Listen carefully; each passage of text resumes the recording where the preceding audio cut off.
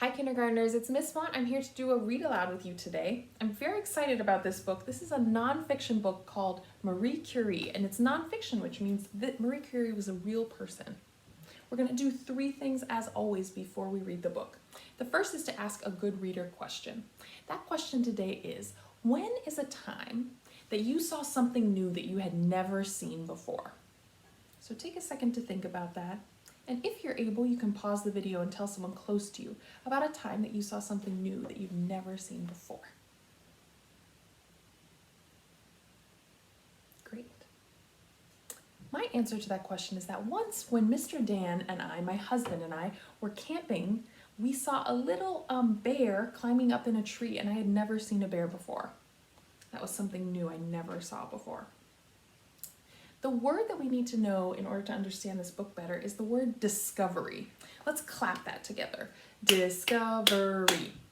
Let's chop that down. Discovery. Let's pump it up. Discovery. Good. Let's always count. Discovery. 4 syllables in the word discovery. A discovery is something new that you have never seen before. And in this book, Marie Curie is going to make some discoveries. Before we start, let's look at the front cover and do some noticings and wonderings.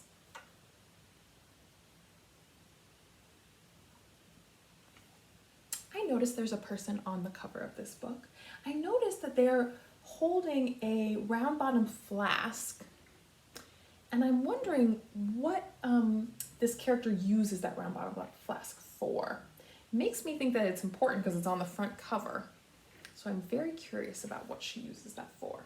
I know a couple things about Marie Curie's identity. Marie Curie identifies as a girl or a woman.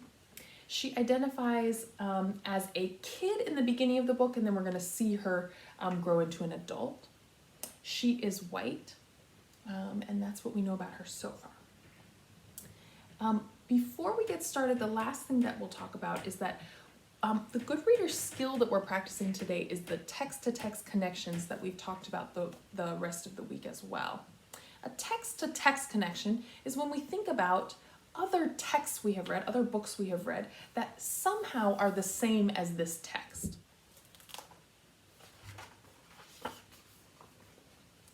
When Marie was a little girl, she made a vow to herself, a promise to herself.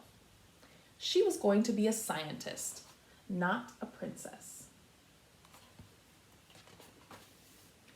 Marie was from a poor family, but she was very smart. At school, she won a gold medal for her studies, which she kept in her drawer like a treasure.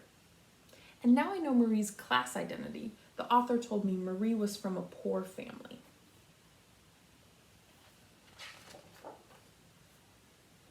Marie couldn't go to the same university as her brother. In her home country, only men were allowed to study. That makes me think of the freedom to learn.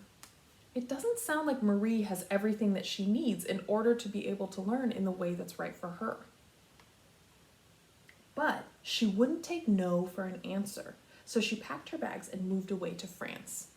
When the author says, but she wouldn't take no for an answer, that makes me think that she found a different way, even though some people told her she couldn't go to school.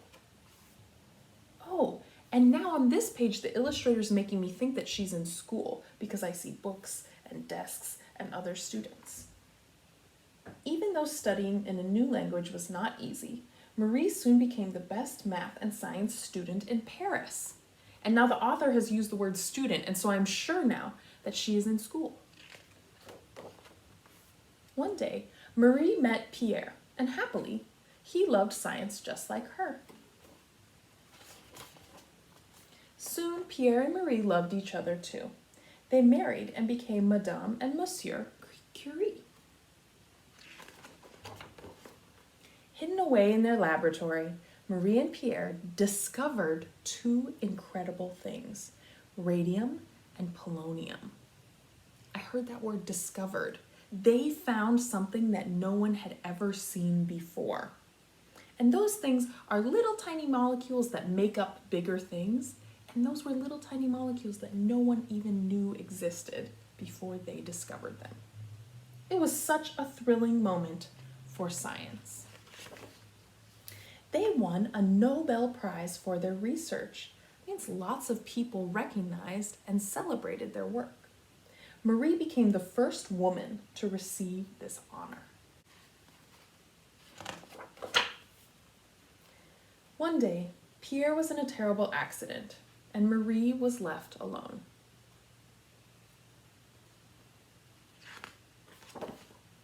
But Marie worked harder than ever. The audience applauded loudly the day she was awarded her second Nobel Prize.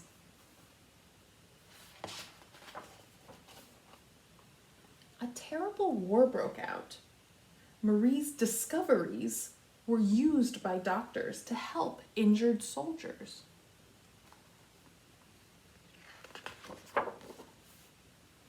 After the war was over, many girls followed in Marie's footsteps, studying at her Parisian institute. Following in her footsteps means that they did similar things to her, and it makes me think that they went to school just like she went to school, because it said studying at her Parisian institute. She had valuable advice for every new student. In life, there's nothing to be afraid of, only many things to learn, and many ways to help those in need. Our good reader question today is, how did Marie's discoveries, the new things she found that no one had ever seen before, how did those discoveries change the world? Take a second. If you can pause the video and tell someone close to you about how you think her discoveries changed the world. Thank you for doing that. My answer is that I think her discoveries changed the world because it inspired other people. It made other people want to learn and want to go to school just like she did. Great. We have been practicing text-to-text connections. I was thinking about a book that this book makes me think of, and I thought about another book that we had read, another nonfiction book about another woman who is also a scientist. It made me think of Jane Goodall, because Jane Goodall was also a scientist, though she was a different kind of scientist. She studied animals, and Marie Curie did physics and chemistry, and those are different kinds of science. I have written my text-to-text connection on our writing paper. I drew Marie Curie and I drew Jane Goodall, and I wrote, Marie and Jane are both scientists. That's my text-to-text connection, because this book made me think of the other book because the characters both have the same job. They both really like to learn about new things. It's your turn to make a text-to-text connection, to think about another book that has something that is the same as this book. You could verbally tell your answer to someone, you could record a video to us, to your teachers telling us your answer, or you could draw and or write your answer. We can't wait to see your work. Thank you so much for reading with me today.